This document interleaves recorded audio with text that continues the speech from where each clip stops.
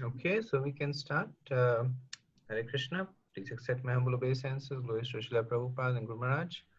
Thank you very much for joining in our weekly discussion of Srimad Bhagavatam and Bhakti Vaibhav. We'll start with our invocation, Mangalacharan prayers. Om Namo Bhagavate Vasudevaya. Om Namo Bhagavate Vasudevaya. Om Namo Bhagavate Vasudevaya. Narayanam Namaskrityam Naram Chaiva Narottamam Devim Saraswatim Vyasam Tato Jaya Udire Nashtaprayeshu Bhatreshu Nityam Bhagavata Sevaya Bhagavate Bhakti Uttamam Bhagavate Uttama Shloke Bhakti Uttama Shloke.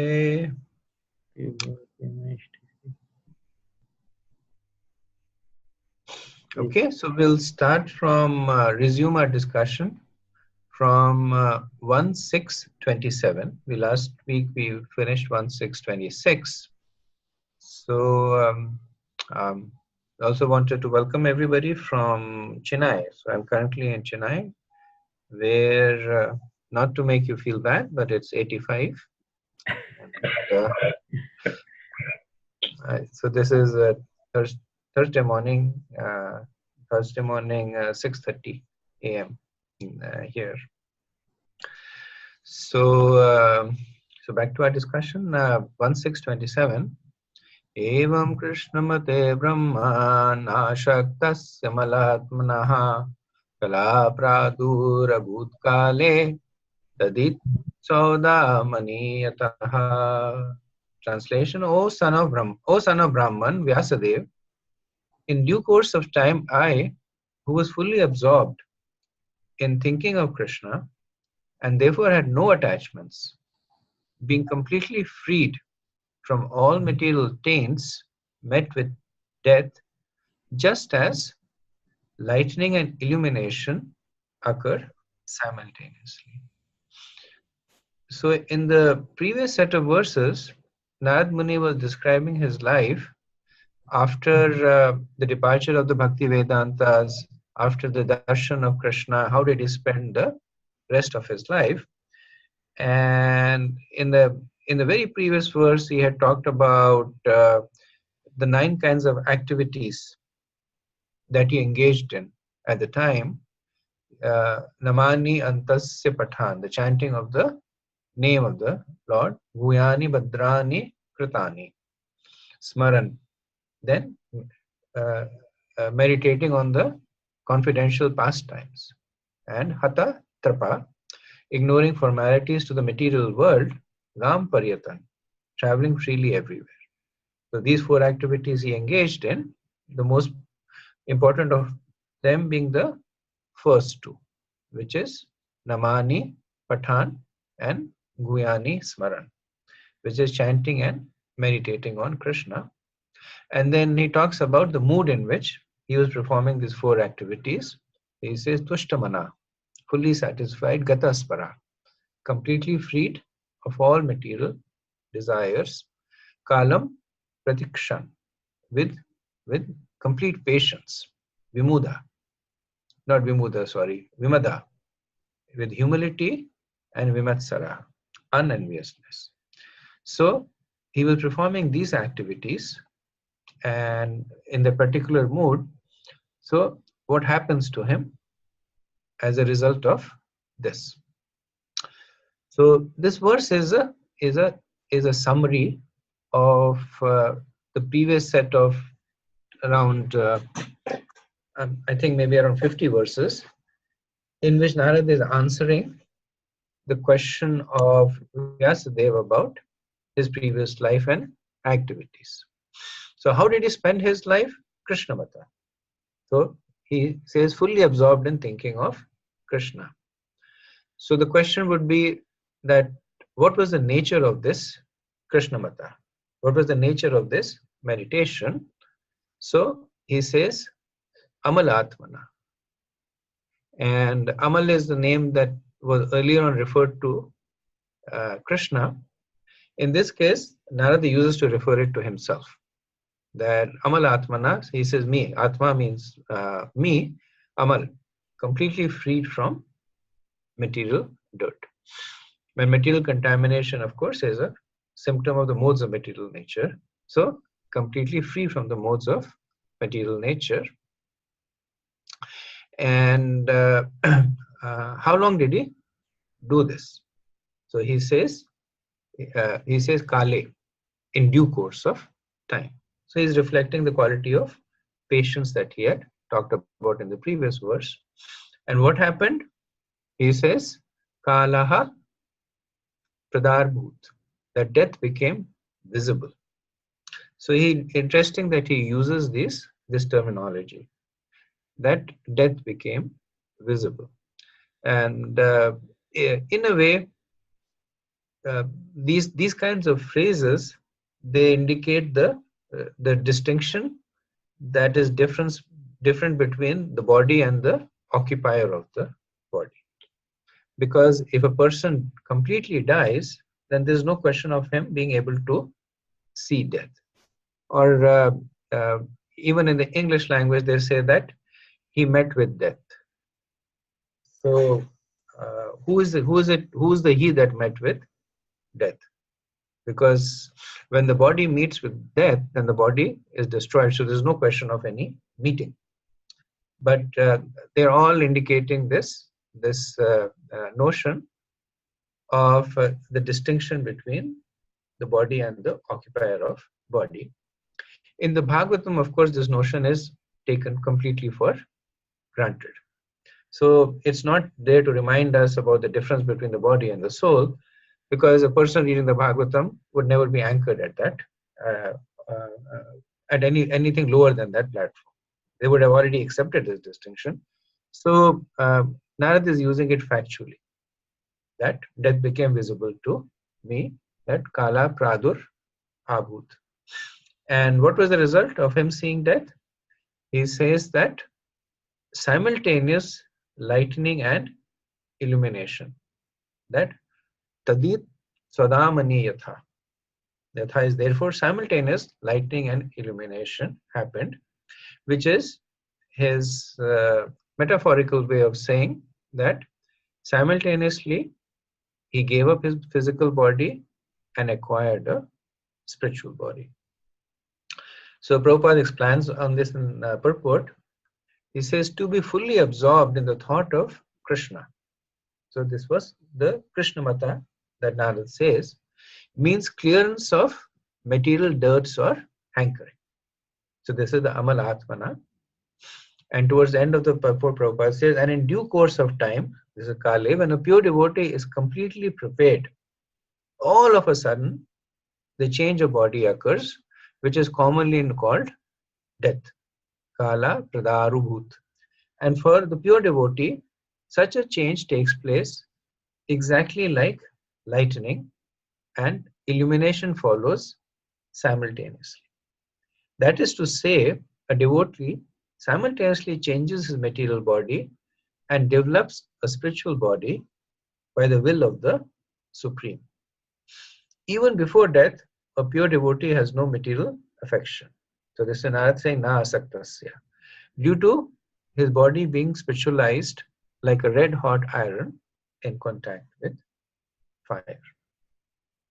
So this verse ends Narad's description of his previous lifetime, and specifically it ends that section of the instructions of Narad received from Krishna. So while he was describing his pastime, he was talking about different subplots to the story. And this subplot was basically, what did Krishna tell me when I met? So from verse 20 to 27, the Narad summarized the instructions that he received from Krishna. Okay, so we'll do the next verse. Any questions?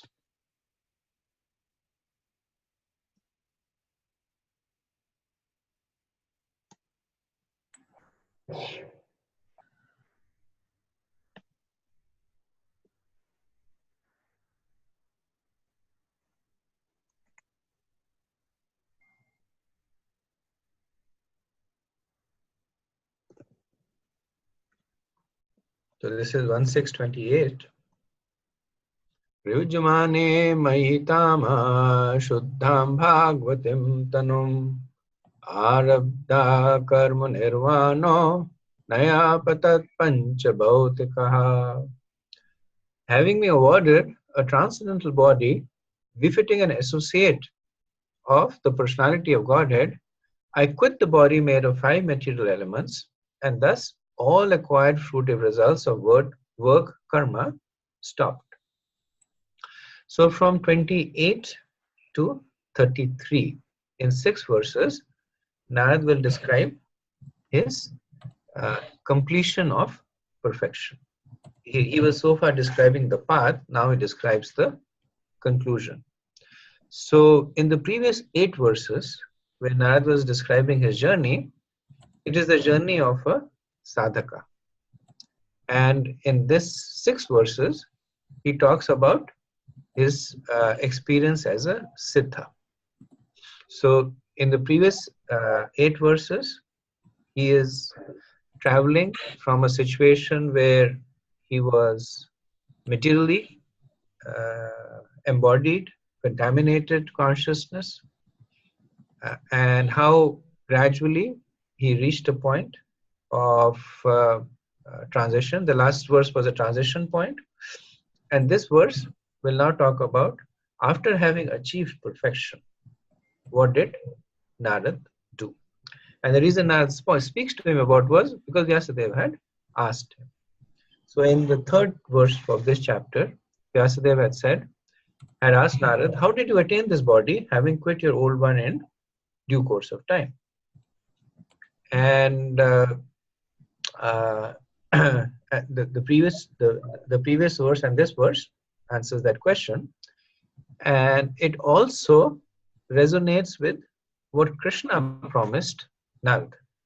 So in the 23rd verse, Krishna had said, when he was talking about the glories of his devotees, Krishna promises that consequently he goes on to become my associate in the transcendental world after giving up this present deplorable material world. So this verse, Narad is demonstrating for the benefit of Vyas and us that whatever Krishna says, if you follow, whatever Krishna will promise will automatically happen.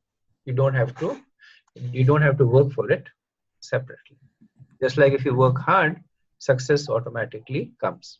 You don't have to work for it separately. So if you follow the instructions of Krishna, then the promises of Krishna automatically materialize.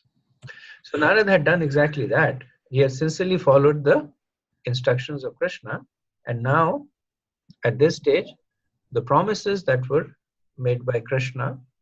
So Narad says that Mai Prayujamane. That Mai Prayujamane means that Krishna awarded to me. Mai is me, and Prayujamane is benedicted or awarded. And what was the award? He says Shuddham Tanum. So a transcendental body. And what kind of a transcendental body? He says Bhagavatim. That the one that befits an associate or an eternal associate of Krishna. And while that happened, he also simultaneously Nayapatat, that he simultaneously quits his material body made of the 5 material senses, material elements. He says pancha bhautika. And what else happened? That arabdha karma nirvana. That the cycle of karma immediately ceased. Because we also, embodied souls, they also routinely go through nayapatat panchabhautika. That at the end of their life, they quit the body made of the 5 material senses. They still retain the 3 subtle senses of mind, intelligence, and false ego, which carries them to the next body. But Narad is over here is making the distinction that he gets a Shudham Tanu, that he gets a body that does not. So this Shudham is not the mode of material goodness, but it is Shuddha Tattva. This is the mode of spirituality, or the mode of completely purified goodness. So he makes this body that these 3 events. So quitting of his material body, cessation of the past karmic reactions, and acquiring a spiritual body, they all happen at exactly the same time, as has been explained in the previous verse. And this is being made possible because of Narad's pursuance of the path of bhakti. So if you look at any other processes, these 3 may not happen at the same time. That a person who is following karma yoga, he may reach the stage of nishkam just by developing through the process of karmic purification, by getting detachment. So he may reach the process of nishkam, but he will still have a material body. His past sinful activities might still accrue. A person who is following Gyan, he may quit his material body. That his past material reactions might cease, but he will not get the Shudham Tanu. He will not get the body of an associate of Krishna. He will not get a purely spiritual. Well, he will not get a body of an associate of Krishna. He gets a spiritual body, but not an associate of Krishna. But Narad Muni, he gets all these 3 at the same time without pursuing either karma or jnana. He gets the result of karma, which is the cessation of material reactions. He gets the conclusion of Gyan by quitting the material body completely, and he gets what none of the other processes offer, which is the body of an associate of Krishna. So the point that is made by Srila Prabhupada is that this is the effect of, this is only because of bhakti. So in the purport, Prabhupada says, the influence of transcendental devotion service is like that.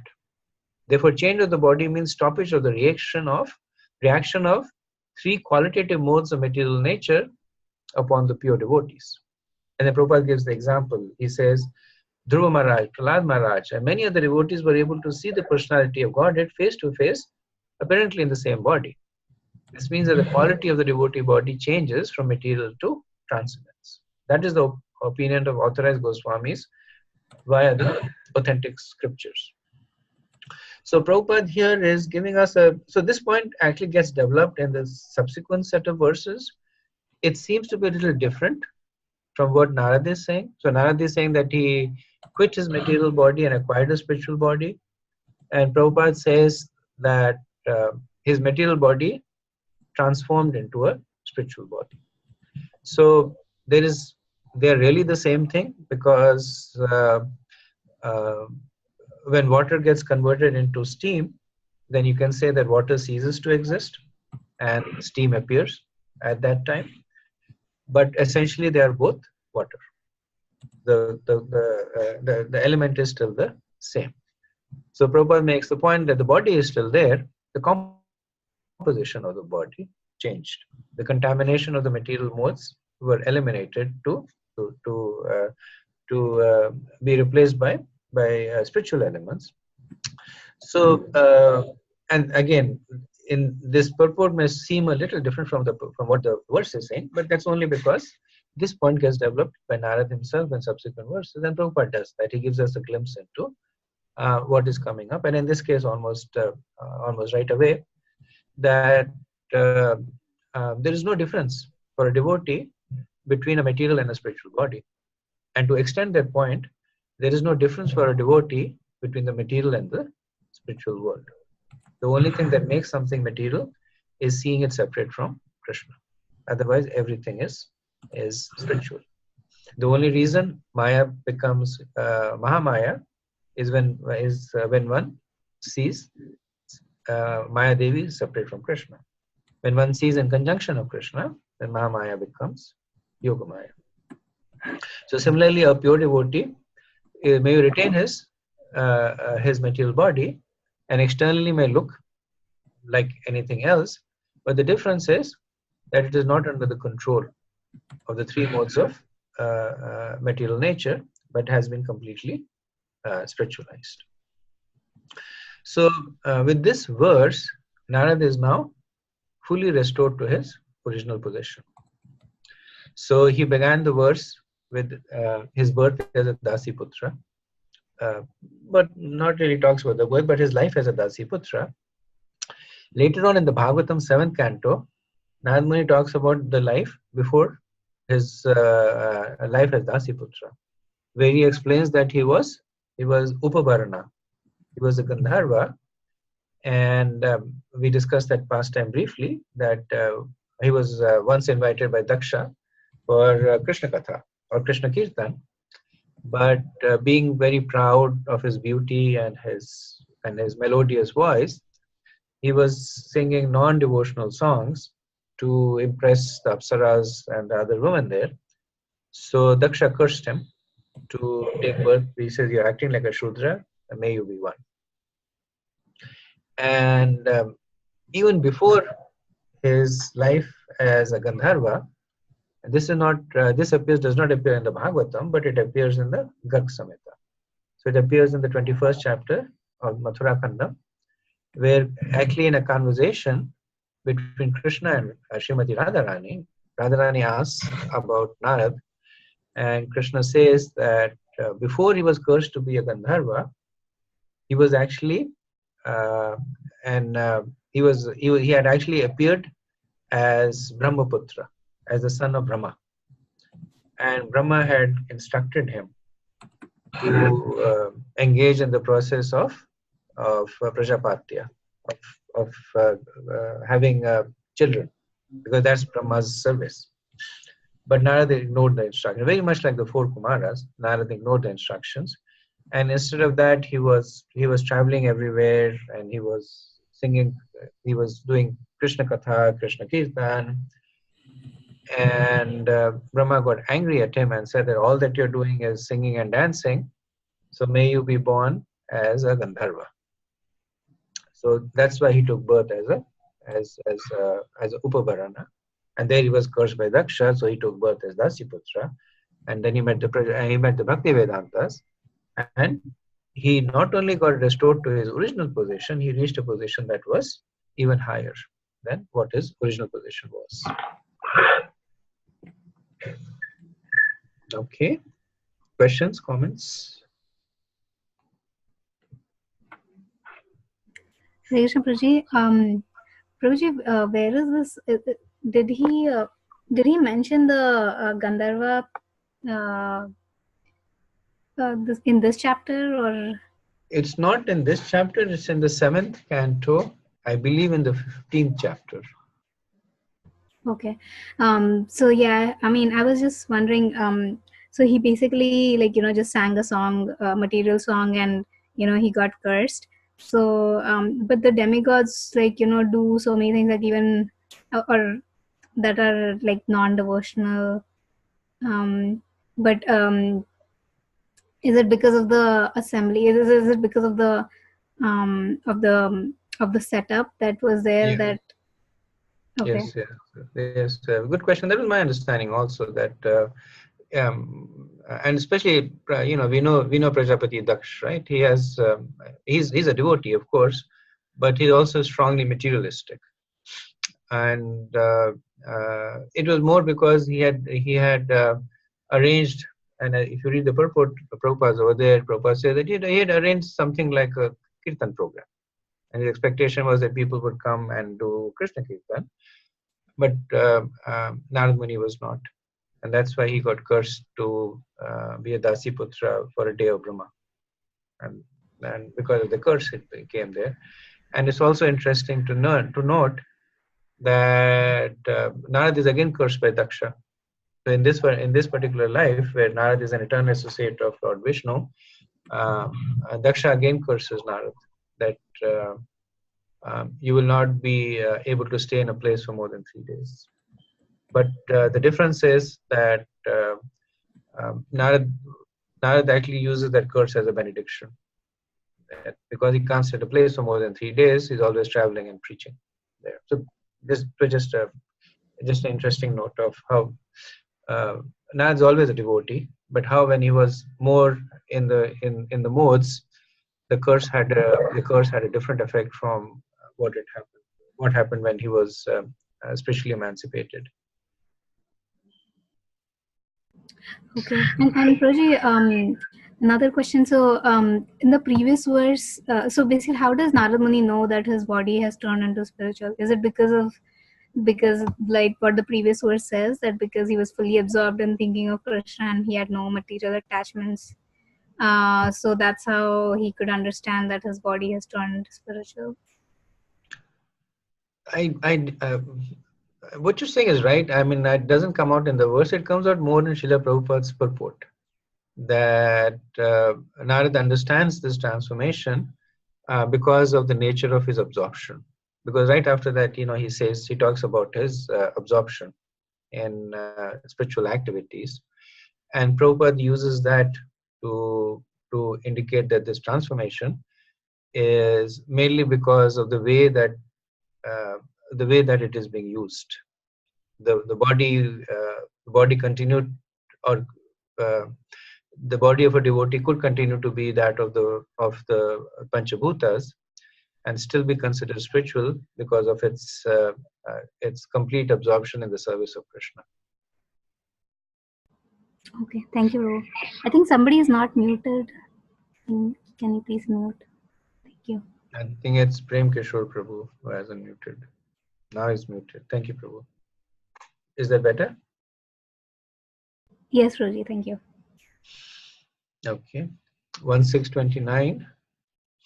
Kalpanta idam adaya shayane ambhasya udanvataha shishya shor anupranam vivashe antaraham vibho. At the end of the millennium, when the personality of Godhead Lord Narayan lay down within the water of devastation, Brahma began to enter into him along with all creative elements. And I also entered through his breathing.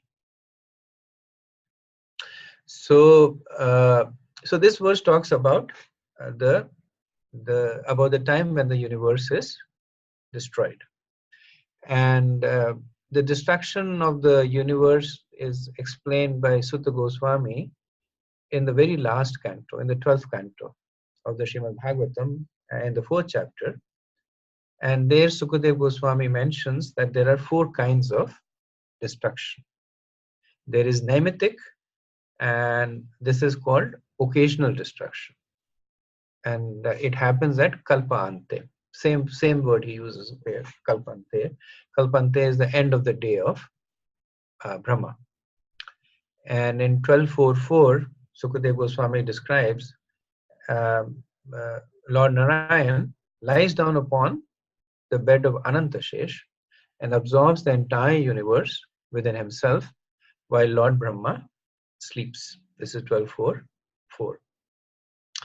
So during naimittic pralaya, the 3 worlds are destroyed. So the lower, middle, and higher, all the way from Brahma Lok to Patal Lok, the 3 worlds are destroyed, but the Mahatattva, the Mahatma remains. and Lord Brahma is alive but sleeping. So at this time, all the living entities, they enter into the body of Lord Narayan, and they go into a state known as Shushupti. So Shushupti is a stage of deep sleep. The second kind of destruction is Prakritik. So Prakritik is complete or total destruction. And this happens at the end of the life of Brahma.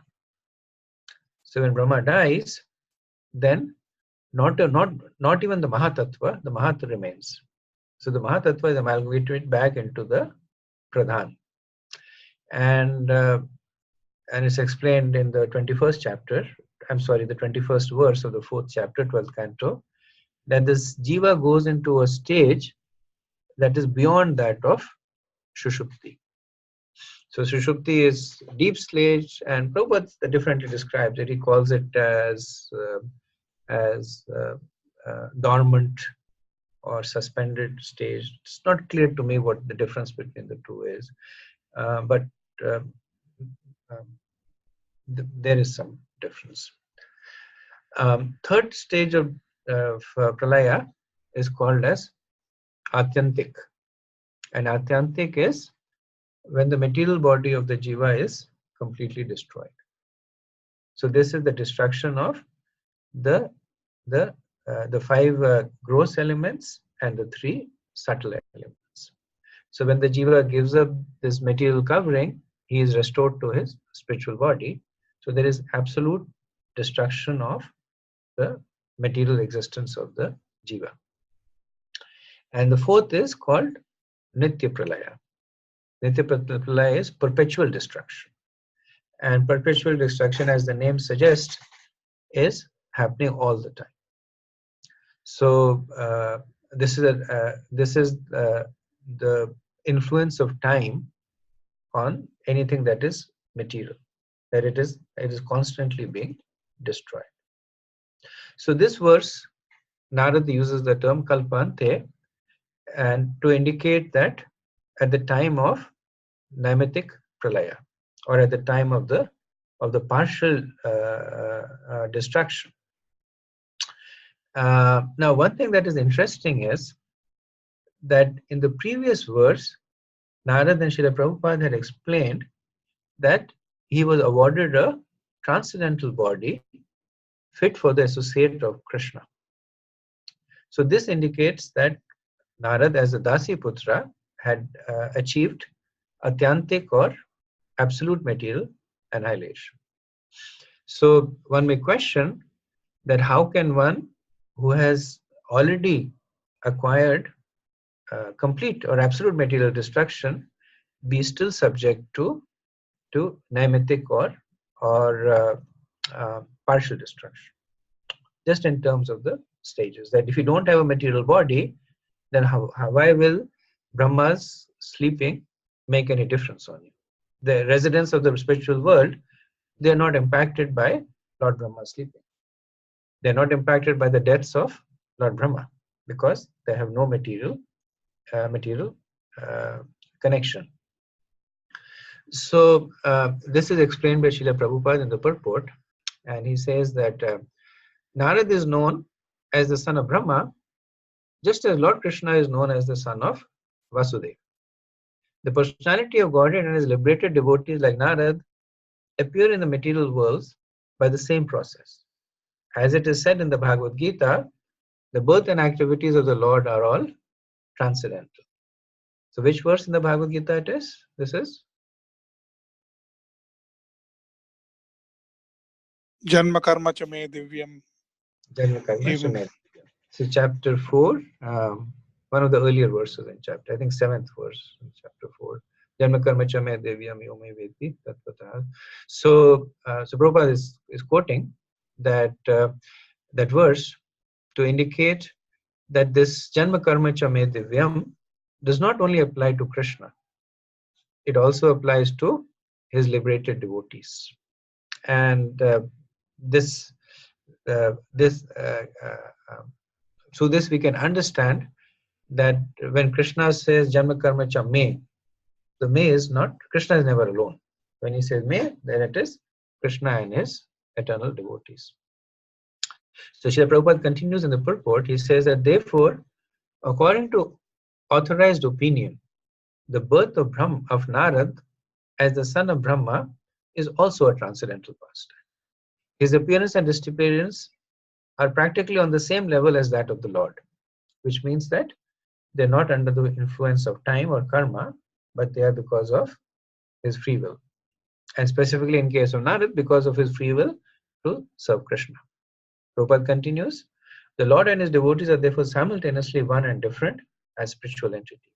They belong to the same category of transcendence. So you see Prabhupada's preaching that he's using this verse to make so many points.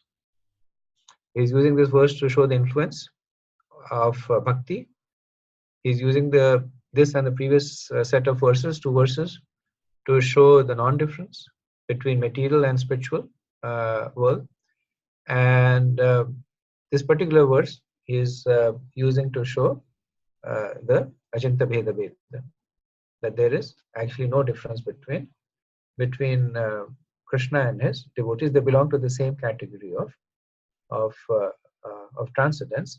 So Prabhupada says that the devotees are simultaneously one and different as spiritual entities. And once again, Prabhupada, his explanation overlaps the next verse. So this is kind of a bridge explanation. So the explanation gets completed by by what Narad will say in the next verse. Questions, comments?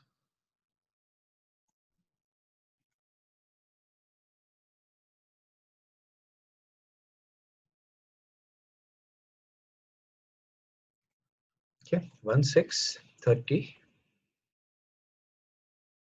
Sahasra yuga paryante uthayedam shishrikshata marichi mishra rishya pranebhyo aham cha janjire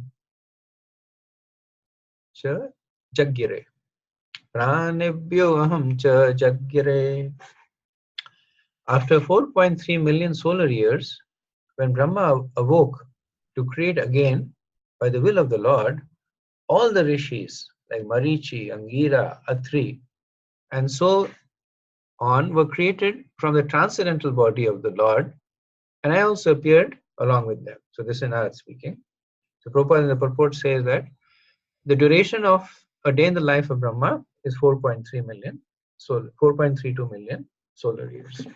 So somebody might say that the verse, the translation says 4.3 million, the purport says 4.32 million, and the verse, the Sanskrit in the verse says 1,000.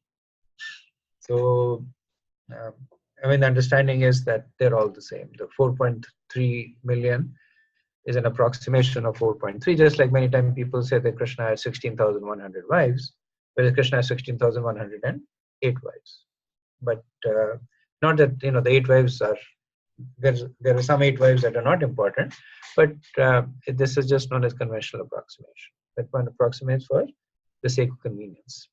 And the Sanskrit is Sahasra Yuga. So we can understand that the talk over here is about 1,000 Divya Yugas, which basically is same 4.32 million years. So on to Prabhupada's purport, he says the duration of a day of the life of Brahma is 4.32 million solar years. This is stated also in the Bhagavad Gita. And so for this period, Brahmaji rests in Yoga Nidra within the body of Garbhodaksha Vishnu, the generator of Brahma. So by this we can understand that the references to Lord Narayan in the previous verse are to Garbhodaksha Vishnu, because we know that Lord Brahma appears from the navel of Garbhodaksha Vishnu, and the universe is actually, the entire material universe is clustered around the lotus flower of Lord Brahma, and the stem of the lotus flower. So when the day of Brahma ends, then it enters back into the navel of Garbhodakshaya Vishnu.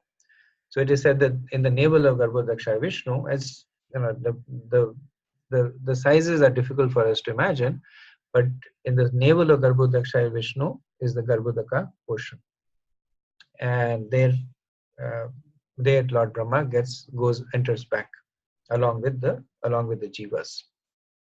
So Lord Narayan and Garbhodakshaya Vishnu terms are used interchangeably, even though in 1.3.27 we understood that Lord Narayan is a slightly different expansion.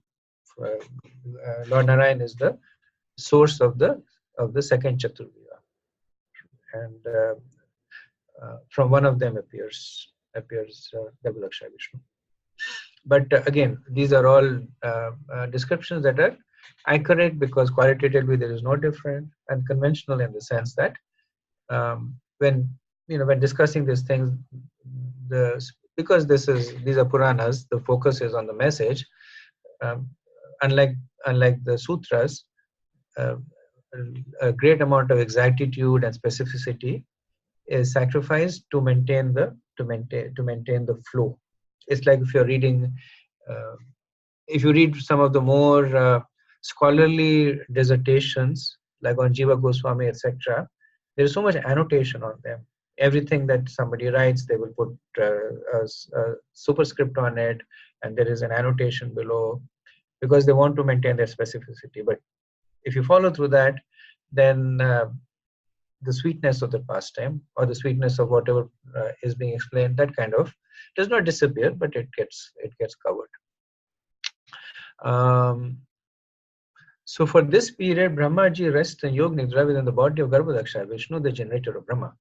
Thus, after the sleeping period of Brahma, when there is again creation by the will of the Lord, through the agency of Brahma, all the great rishis, again, so this is Sarga, the primary creation, all the great rishis appear from different parts of the transcendental body. And Narad also appears. So when Srila Prabhupada is talking transcendental body, he is not talking about Brahma. He is talking about Lord Vishnu.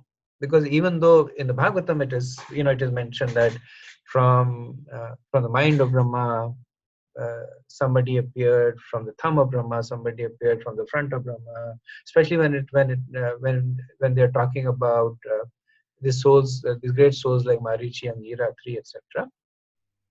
But Prabhupada is trying to make, for the sake of explaining as Narad's appearance, is making this point that they are actually appearing from the transcendental body of Lord Narayan. And so he says that, and Narad also appears. This means that Narad appears in the same transcendental body, just as a man awakes from sleep in the same body.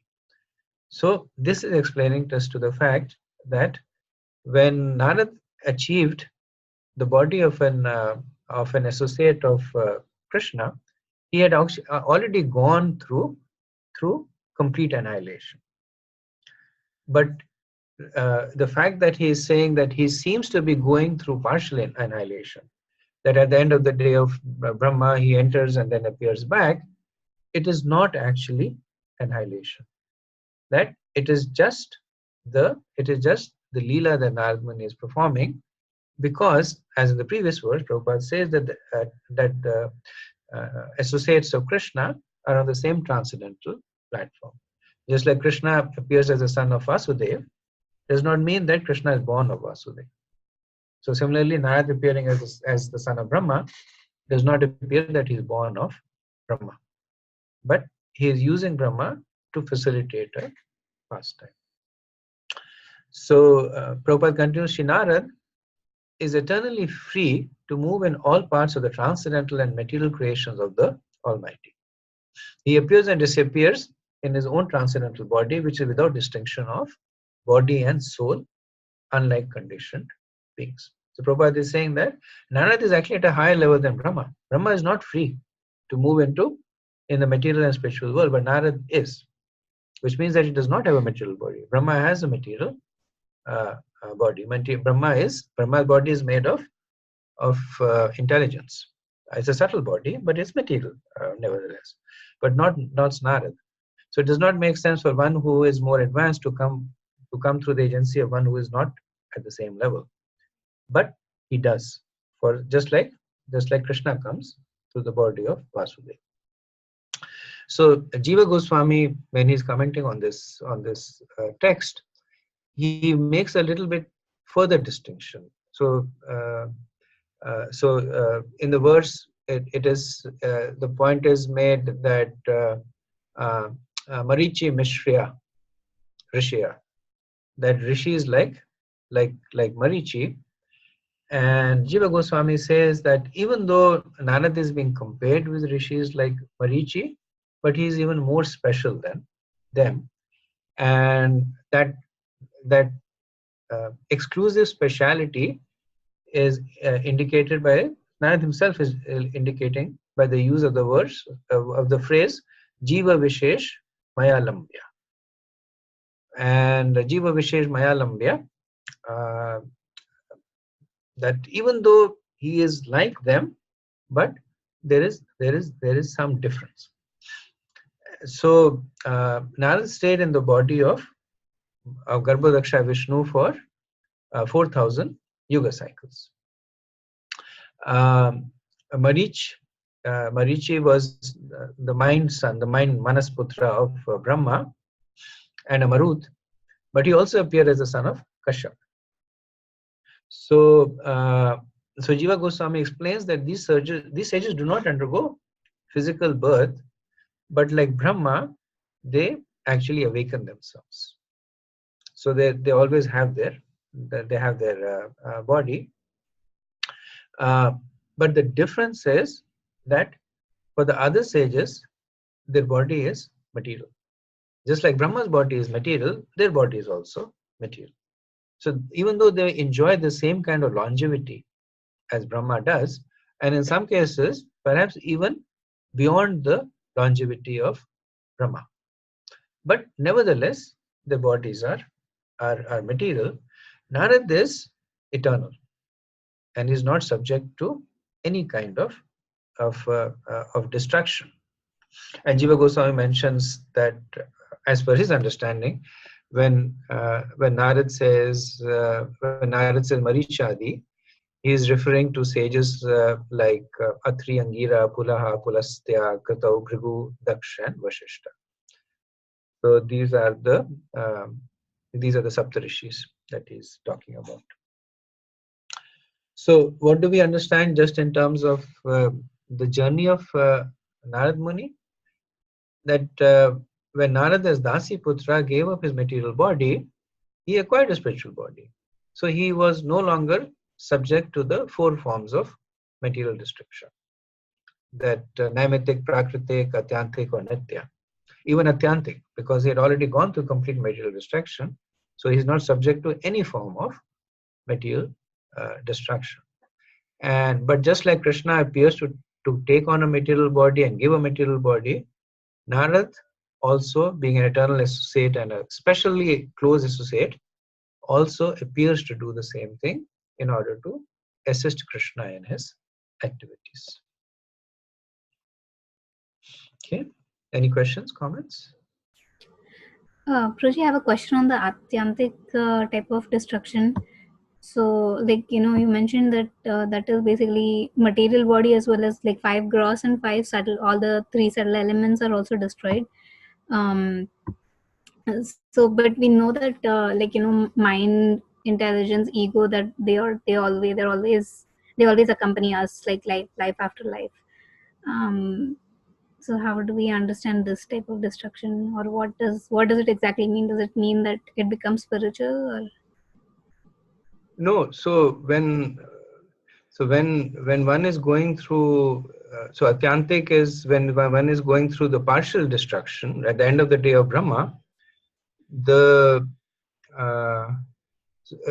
So even though the jivas have given up their gross body, the 5 material elements, the 3 subtle elements, they are still accompanying. That's why when the jivas are revived from the Sushupta, they immediately begin to engage back in material activities, driven by all the desires and the karmic reactions that has been stored in the subject. Right.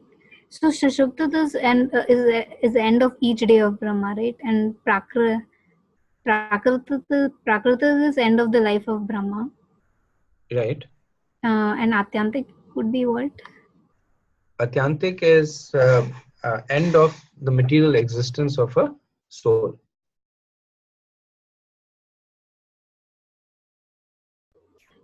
Oh, okay, so it is on the soul basis, not based on Brahma's life or. It's based on the jiva. Then, when the jiva perfects the spiritual life, then he goes through absolute destruction. So, which means that everything material, which is the 5 gross and the 3 subtle elements, they are burned. Okay, thank you. Okay. Anything else? Okay, good. So we'll do 1631.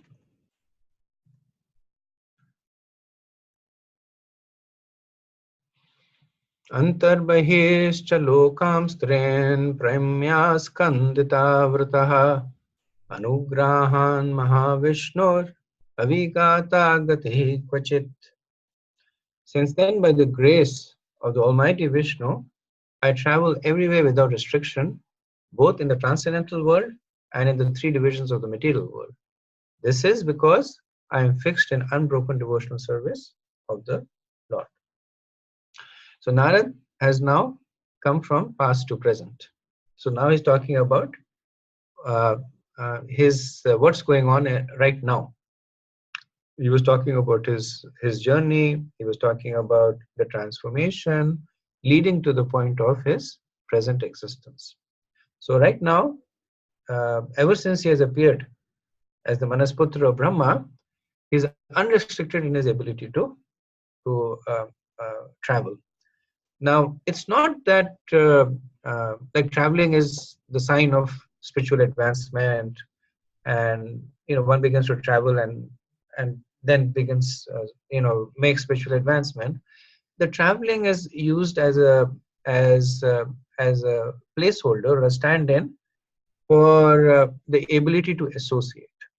So when he says he travels into the spiritual world, he is able to receive the association of Krishna and his pure devotees in the spiritual world. And in the material world, he is able to travel because he is not under the influence of the 3 modes of material nature. So Narad is one of the few jivas that can pariyami. Pariyami means that they can travel into the antaha. So ant means end, antaha means one that does not end. So that is used to describe the spiritual world, as well as bahiloka trin, as well as the material world. So it brings forth some questions that are not very clearly answered at this stage of the Bhagavatam. That is Narad do the liberated souls in the spiritual world, are they restricted from traveling into the material world, which is why Narad is being called out as a special case,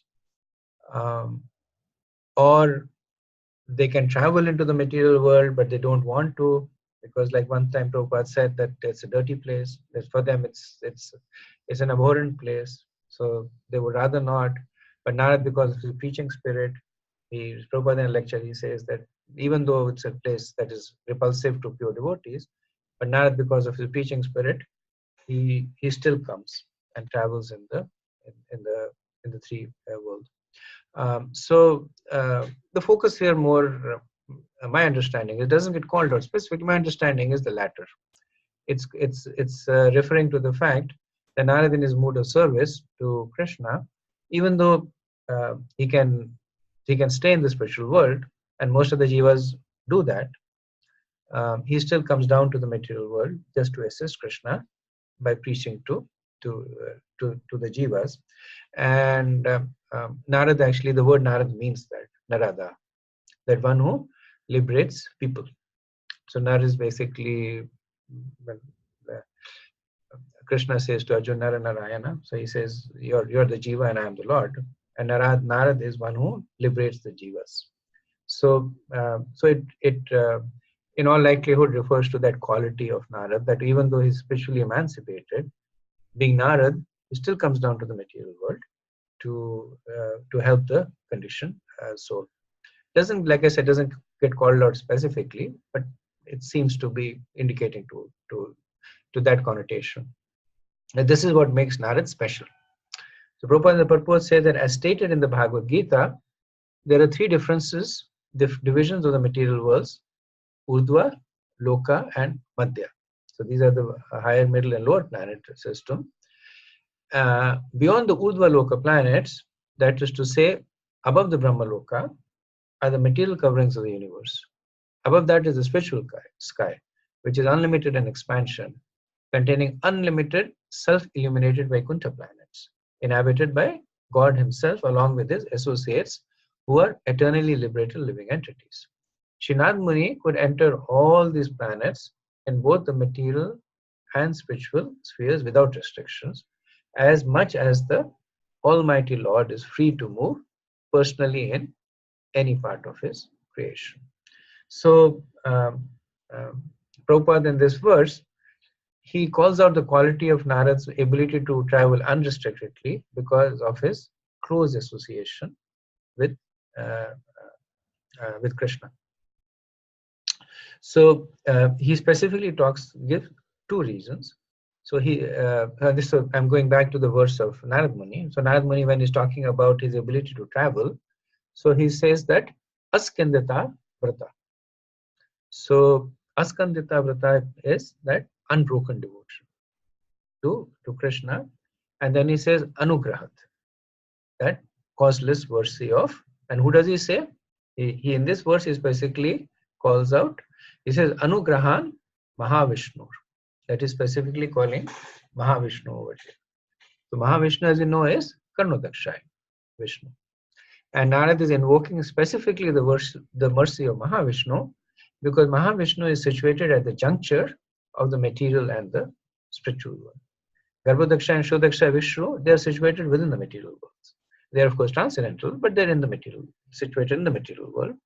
But in the creation pastime of the Bhagavatam, we'll see that how Lord Vishnu, when he wants to create, he goes to a corner of the spiritual world and lies down, and there, like a cloud, the material world appears. So so Mahavishnu is kind of the gatekeeper of the transition of the spiritual and the material world. We see this pastime in Mahabharata also.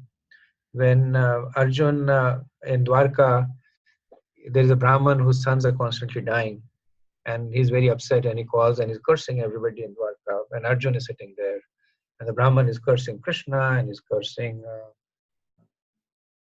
the king of Dwarka, which is who's the king of Dwarka?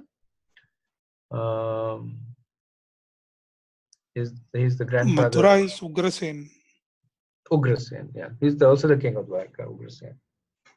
So he's cursing Ugrasen, he's saying you're sinful because of the sins of the king, the Praja suffers, and Arjun gets very upset and he says that how can you stand and hear this nonsense?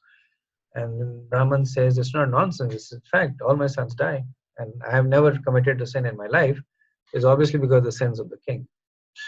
So Arjun says, okay, I'll protect your son. And there's a pastime that his next son is born, and Arjun creates by his arrows an impenetrable covering around the woman, but the son still disappears.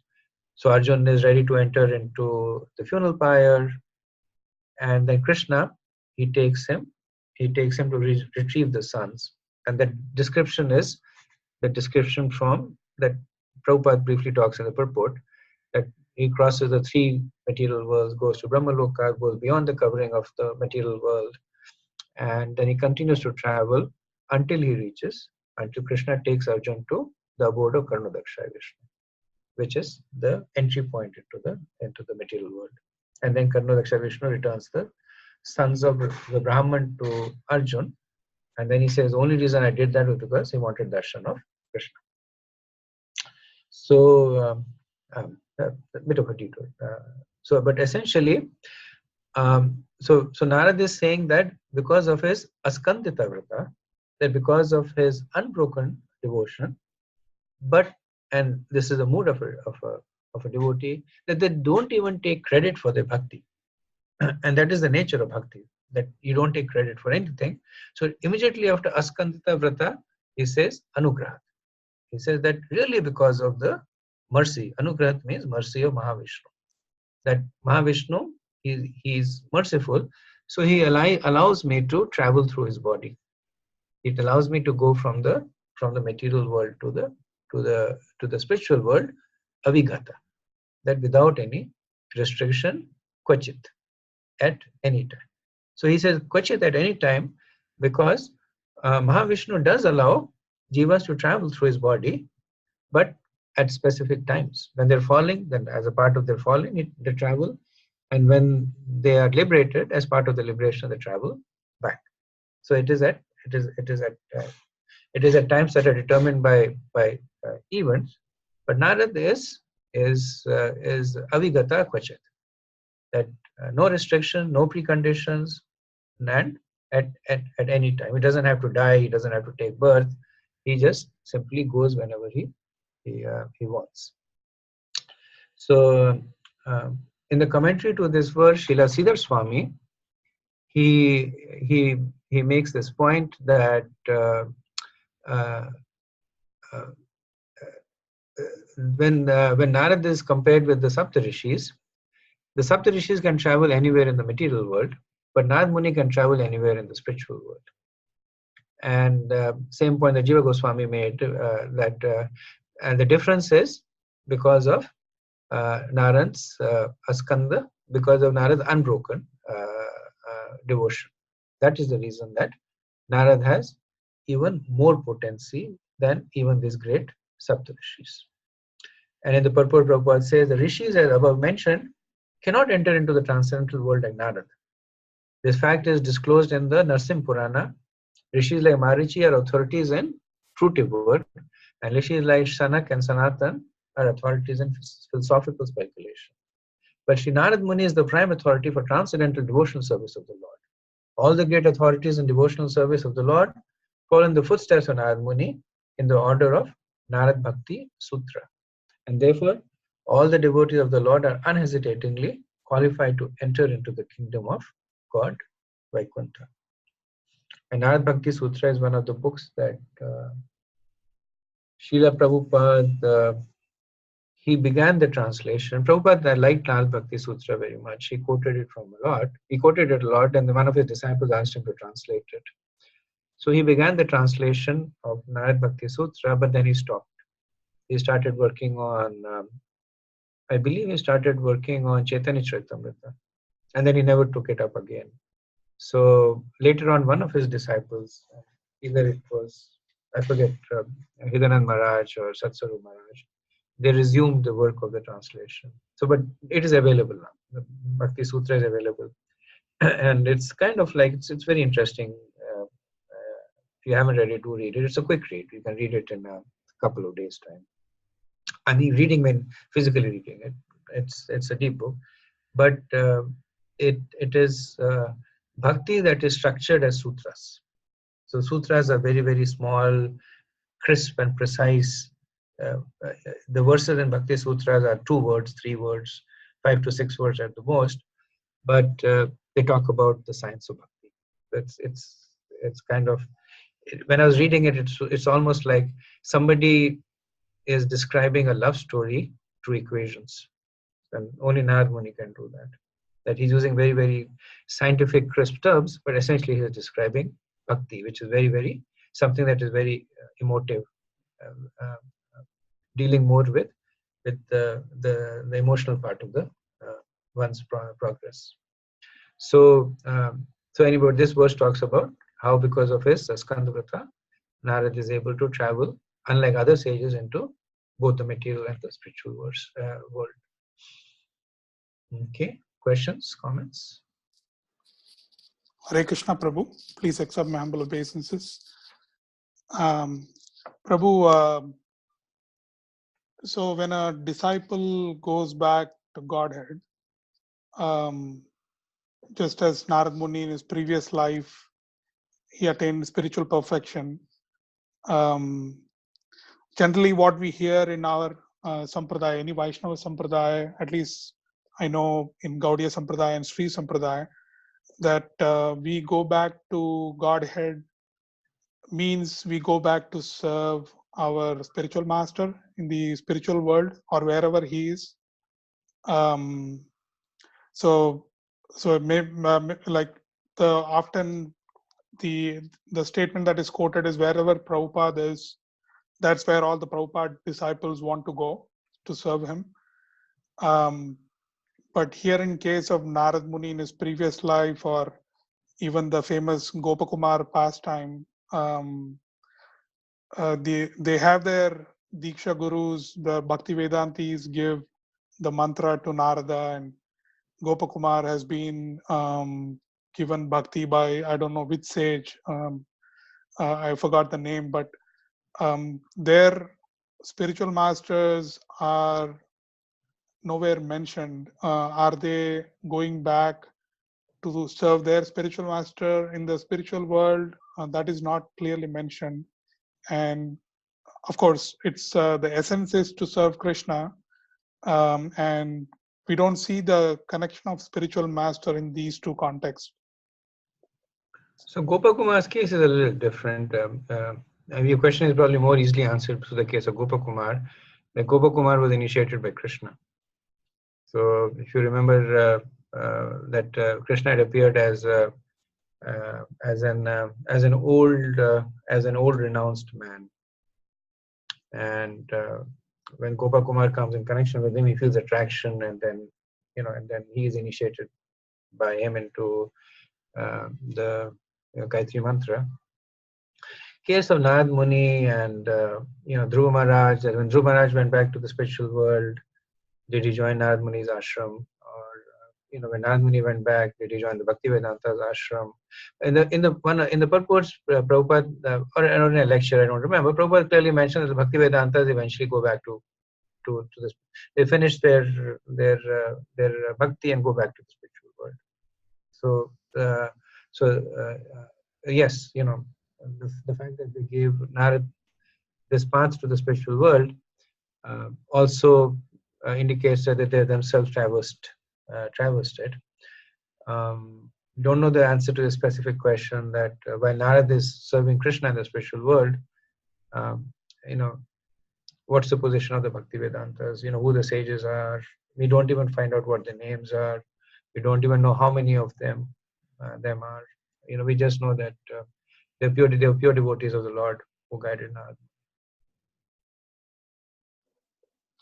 Prabhu, my question, a follow-up question was, so our spiritual master is sacrificing so much for us, a lot of energy, and we don't clearly know whether the previous life or one of those previous zillion lives, the same spiritual master was trying to pull us back to Krishna. We don't know that, but there's so much sacrifice done by spiritual master. Looking at this Narada's pastime, it is little disappointing that there is a chance for some people to be separated from their spiritual master and serve Krishna in a different mode of service in the absence of their spiritual master. So I don't know what is a general common pattern, but this looks very disappointing. Mm-hmm. I hear what you say, and I guess I have two observations here. That the separation in terms of Apu is not really considered to be consequential. So you're serving your Guru Maharaj. How often do you get his personal association? Very rarely. Maybe once a year, twice a year, you get it, but still you're constantly associating with. through his Vani. And that's the more potent form. And more potent than Vani is executing the instructions of the spiritual master. By that one gets intimate association of the spiritual master. So, so considering the fact that the Bhakti Vedantas left, does not mean that Narad Muni was deprived of his association. And the second point is that everything that you're saying does appear to be valid, and it points to one of the underlying tattvas, that Guru tattva is very difficult to understand. The questions like, do you get the same Guru life after life?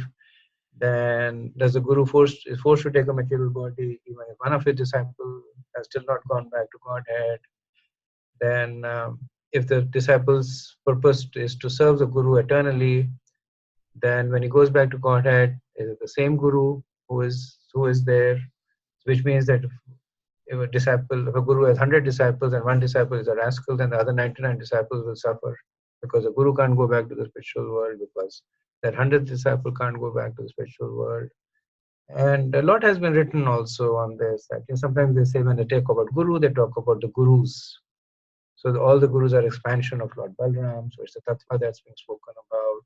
But like Shiva Tattva, and more than Shiva Tattva, but like Shiva Tattva, it's an esoteric topic. It's little difficult for us to unfold. Thank you, Prabhu. Thank you. Anything else? Okay. 1632.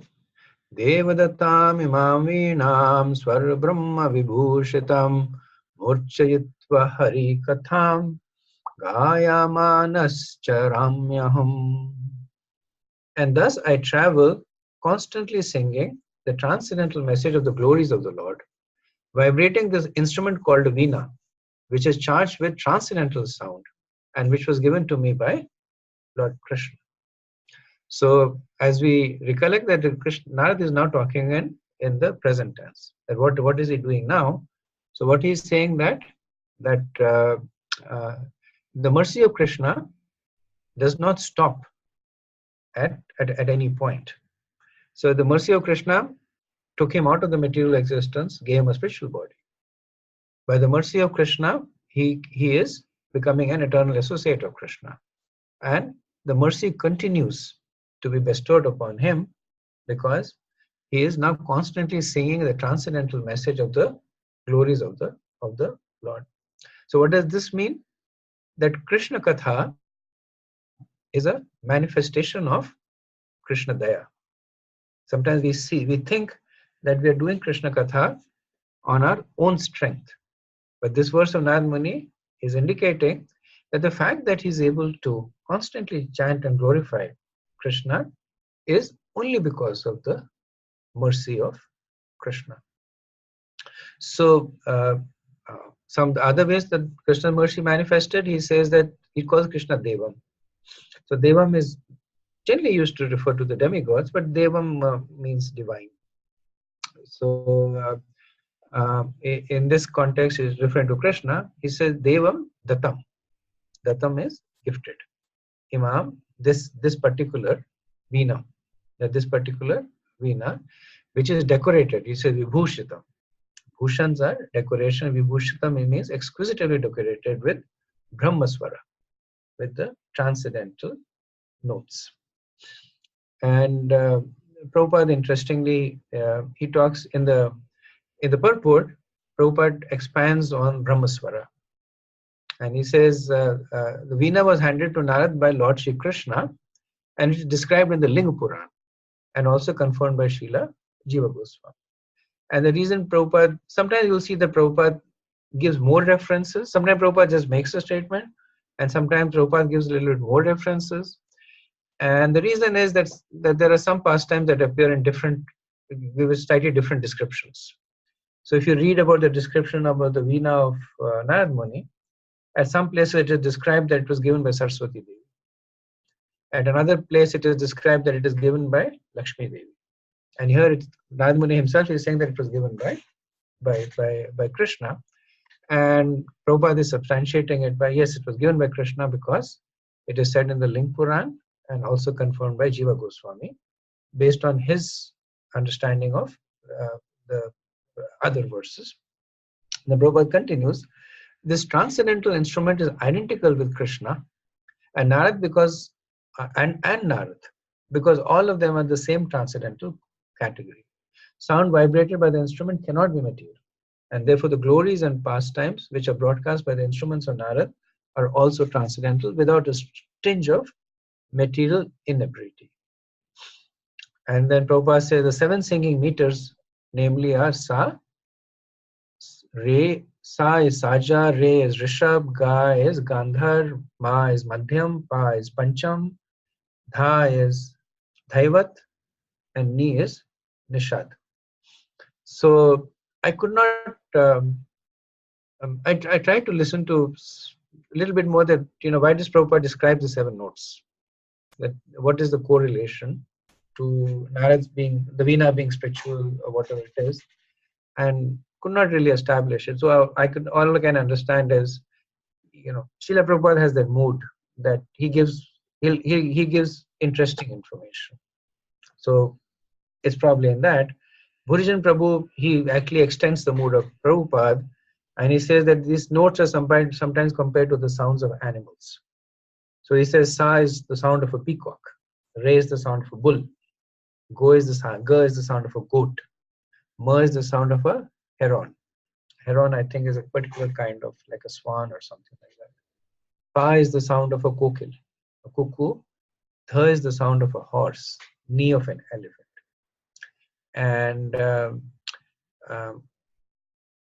then Bhurijan Prabhu kind of indicates that even though these meters are sounds that are compared to sounds made by animal, he says when Narada invokes them, because he is using the Vibhushit Veena, they are divine.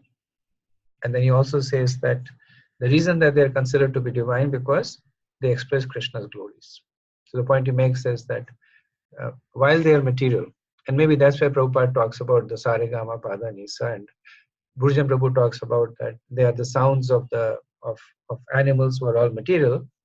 But the reason that they appear from Narad's Veena is because they are used in the service of Krishna. So there is nothing that is material that really exists if it is being used in conjunction with the service of Krishna. And Narad Muni, once again, you see the theme coming out repeatedly. He's saying that his ability to travel unrestrictedly everywhere, his transcendental Veena, everything is only given for one purpose. He says, Gayamana Harikatham. For Gayamanam, that for singing for Harikatham, for singing the glories of Krishna. So Prabhupada picks on this phrase and he writes in the purport, following in the footsteps of Sri Narad Muni, a self-realized soul in the material world should also properly use the sound meters, namely Sare, Gama, etc., in the service of the Lord by constantly singing the glories of the Lord as confirmed in Bhagavad Gita. So Prabhupada is and that's why I could understand that he's talking about the notes Sare, Gama, Pada, Nisa, they are material, but then understanding the mood of the verse, he is saying that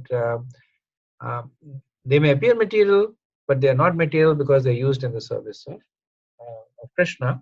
And he says that's confirmed in the Bhagavad Gita. And this is in one of the Chaturshlokas of the Bhagavad Gita, 10:9, where Krishna says, Katyantascha mam nityam, that one who constantly glorifies my Lord. What's that verse? 10:9, right? Machita madgatkanta bodhyanta parasparam. Okay, so that is 1632. So I'll stop over here and see if you have any follow-up questions or discussions.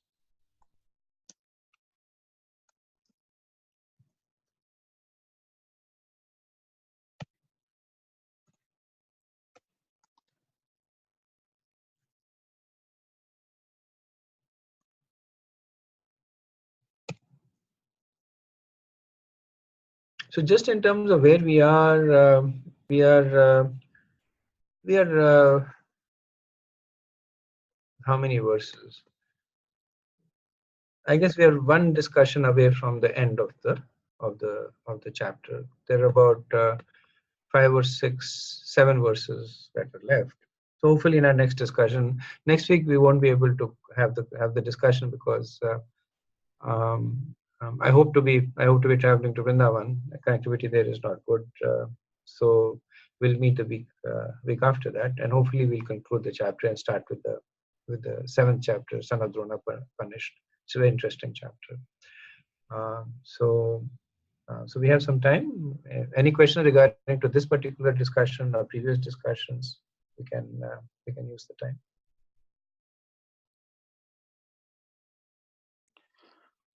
Hare Krishna, Prabhu. Prabhu, you mentioned about Guru Tattva. So not necessarily there may be the same Guru whom we may be associating with. It is a Tattva. Considering that, doesn't it look like little impersonal, because a person who knows us for a long time, that's more favorable than a person who doesn't know us for a long time. Let's say a Guru Tattva changes life after life. I was thinking, isn't it that little impersonal because the relationship is broken because the mood of a disciple or a mood of a Yeah, I hear you. You're talking about the very personal nature of association between a disciple and a guru. So we are attached to the service of a particular guru, and so to be honest with you, it's not something that I said as an authoritative statement. It's something that even I have, and everybody who has taken the process of Diksha or who's practicing has had these questions come in their mind. If you read Prabhupada Vani, his disciples have often asked him this question, and Prabhupada has given slightly different answers. Prabhupada at one point would say, perfect your life, don't make me come back. Perfect your spiritual life in this very particular life. Which points to the fact that the relationship between the particular guru and the particular jiva or the disciple is eternal. Prabhupada once said that there's an ISKCON in the spiritual world, which again points to the fact that it is eternal. The notion of guru being representative of Guru Tattva is more so from later writings and speeches by different disciples of his. I'm not able to subscribe to one notion or the other. What Prabhupada says is obviously true, but how to reconcile it with the questions because of which some further explanations were given. That if the relationship with the guru is eternal, then what does it mean? What does it mean that every birth that you take, the guru will continue to take birth along with you? And if you look at it from the perspective of the guru, the same question arises that if he's continuously taking birth for each and every of his disciple, and the disciple cannot serve in the spiritual master without the guru, then what happens? What happens there? So all it points out to the fact is Guru Tattva is difficult to understand. But I just wanted to hear from the other devotees also. What are your realization in this respect?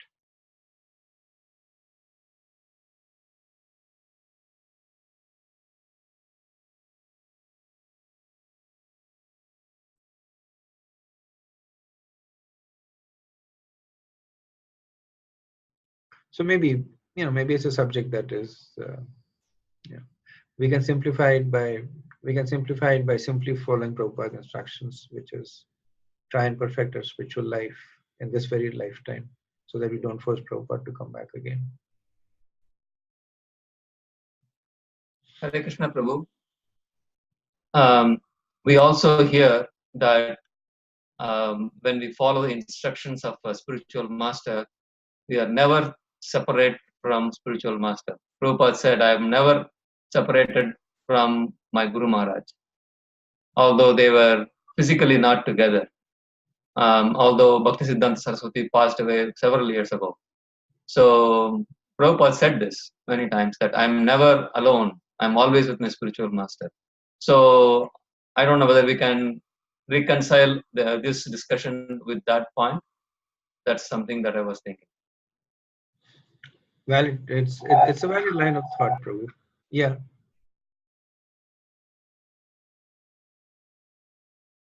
I'm sorry, I thought I interrupted somebody, but yes, it's absolutely valid that when we talk about, when Prabhupada talks about his disciples associating with him, or Prabhupada associating with his own spiritual master, the focus has always been on Vani. So as long as one is associating with the instructions of the spiritual master is as good as physically present. So that indeed is one of the ways that this this so-called conundrum is reconciled. So my thought on that was, Prabhu, so there is always this instruction of following the instructions of a spiritual master, and there is a feedback from the spiritual master or the authority representing the spiritual master, like how we are doing. We may be told to follow some principles and maybe some specific details regarding our specific spiritual life. Not all the time we will be following 100%. There will be ups and downs and ignoring instructions, maybe following only few instructions. So always this loop of feedback needs to be there. The Vani of a spiritual master, let's say we hear from lectures, or we look at wherever Maharaj is preaching, that audio lecture or video lecture is something we try to hear, and we try to get the mood and essence and lead our life. But to verify that we are actually acting according to the mood of the spiritual master, there needs to be a person. It cannot be just a one way, just give instructions, follow, and then there is no feedback. So that's where it becomes a little difficult, without having one person eternally versus person changing all the time.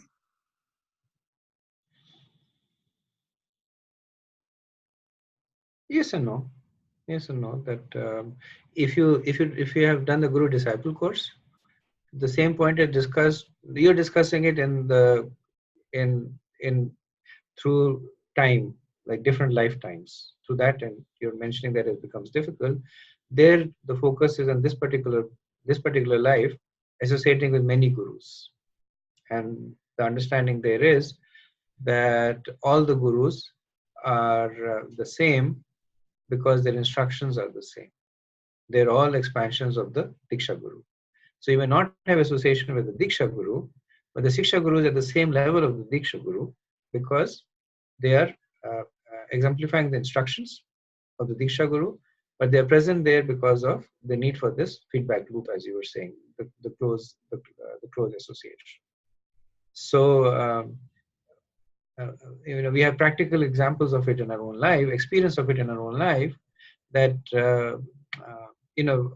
Rampad Maharaj might not be there in everybody's life, but he has this system of what are they called?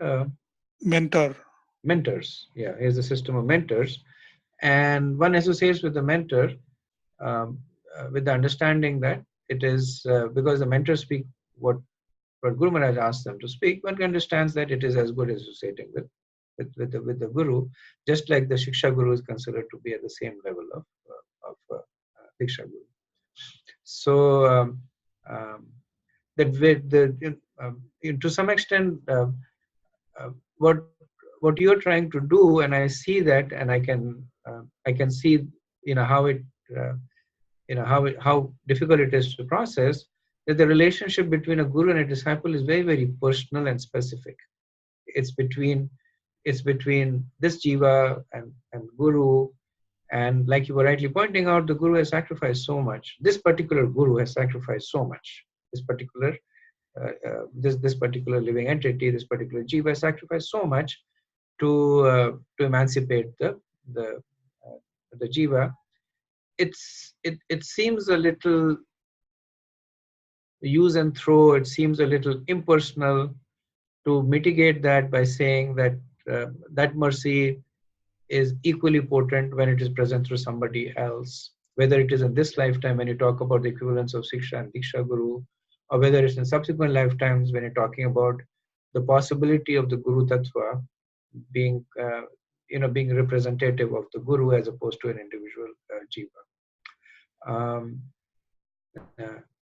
While I see your point, I see the philosophical point also, but obviously I'm not in a position to reconcile it to your satisfaction, and definitely not to my satisfaction also. So it's something that we just accept as what it is. Thank you, Prabhu. Hare Krishna, Prabhu. We also hear Guru, the purpose of Guru is to take us back to Krishna. And that is the purpose of all the Gurus that we might come across. In that sense, all the Gurus are one in purpose. They might be different bodies, but their purpose is only one. So therefore, in a different lifetime, I don't know whether we will have the same bodily featured Guru and we will have the same bodily feature. It will be different. It's going to be different. So therefore, as long as that Guru connects us with Krishna, in purpose they are one. And therefore, whatever specific relationship we have can be reconciled with that one goal of going back to Krishna.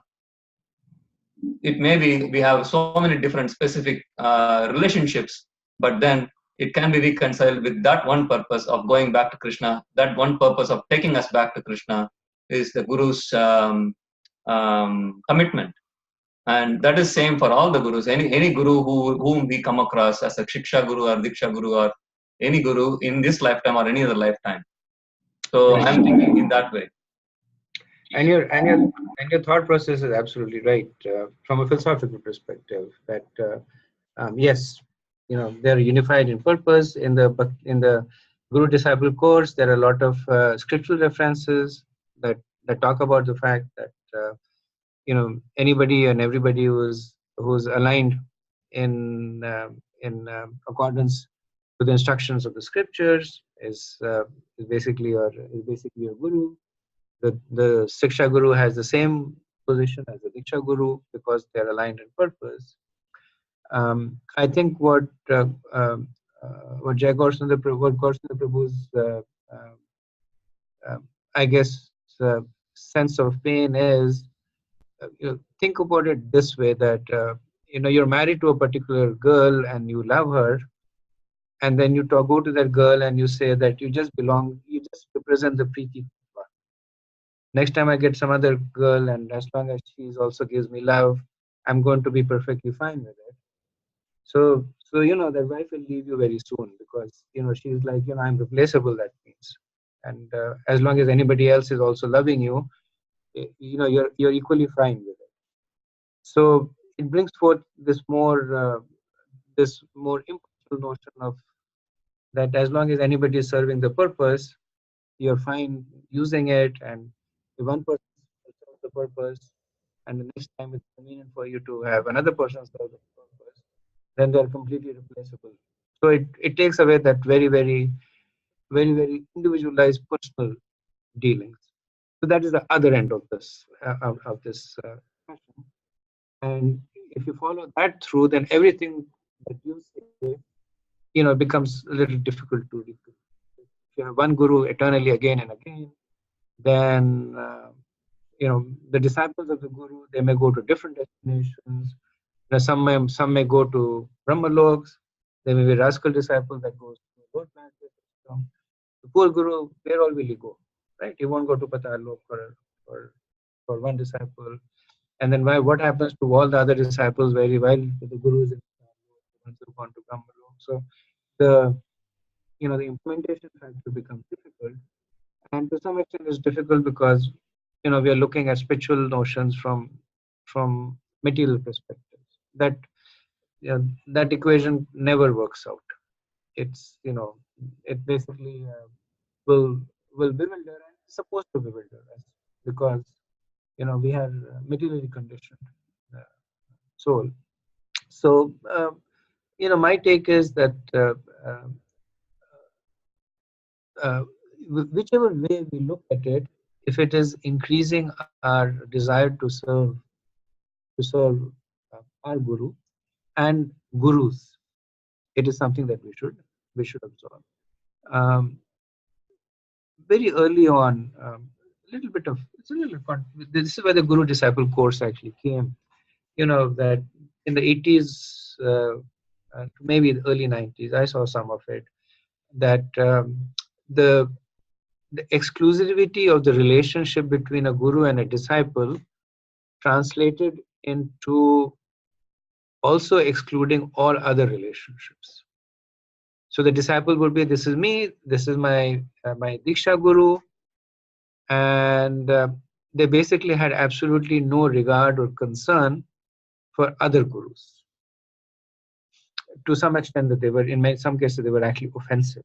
So one is that it is through apeksha, that it is through neglect, but in some cases it was also through committing, through offense. And as practicing devotees, we can see that itself is a recipe for spiritual disaster.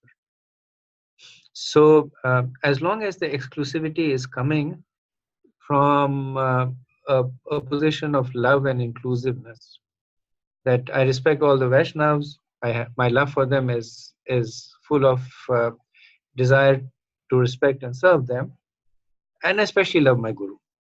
So it's coming from the notion of inclusiveness. It is fine, but the manifestation, unfortunately, was more from exclusiveness. That I love my guru, but nobody else is qualified to my guru. Ultimately, it's my guru who will take me back. He will come back life after life to take me back. So as long as I keep him happy, I don't really, other gurus don't matter, which is not a safe place.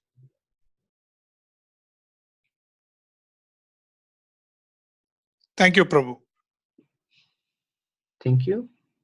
Any other questions?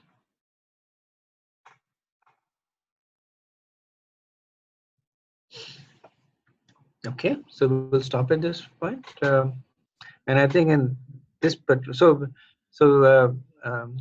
of the things that I follow is that whenever I have a discussion, I end with Vancha Kalpatarubhaya, because